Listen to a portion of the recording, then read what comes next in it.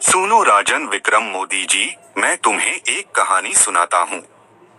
लेकिन अगर तू बोलता है तो मैं वापस पेड़ पर चला जाऊंगा। बहुत समय पहले की बात है। एक विशाल समंदर के पार दो छोटे छोटे द्वीप देश थे, गुलू जाट और अंडे की रियासत।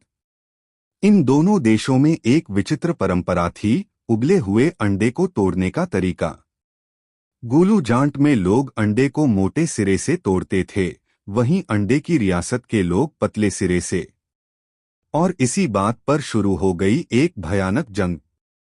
गुलू जाट के सम्राट ने ऐलान किया, जो मोटे सिरे से अंडा नहीं तोड़ेगा वह देशद्रोही है। उधर अंडे की रियासत के सम्राट ने कहा, जो पतले सिरे से अंडा नहीं तोड़ेगा उसकी खैर नहीं।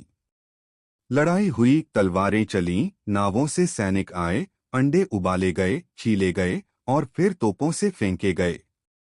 तभी एक दिन आकाश से गुलिवर नामक विशालकाय मनुष्य आ गिरा। गुलिवर ने देखा, दोनों देश के लोग उसके पैरों के नीचे भाग रहे हैं, बचाओ। दैत्य आ गया।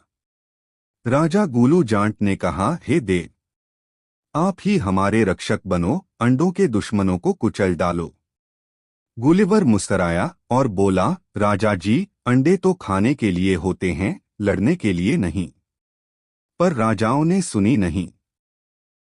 तब गुलिवर ने दोनों देशों के अंडों को उठाकर एक आमलेट बना डाला, बिना मोटकले की चिंता किए, और सबको बांट दिया।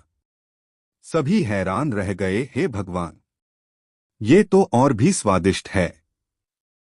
बेताल, हे राजा विक्रम, अब बता, दोनों देश लड़ते रहे सिर्फ अंडे के सिरों के नाम पर एक पराया आया, जो खुद अंडा नहीं खाता था। उसने दोनों को शांति का स्वाद चखा दिया।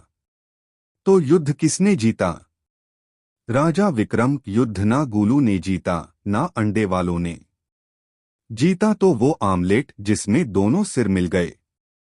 बेताल हंसता है, वाह राजा विक्रम, जवाब तो सही है, पर तू बोला, अब मैं फिर उड़ चला।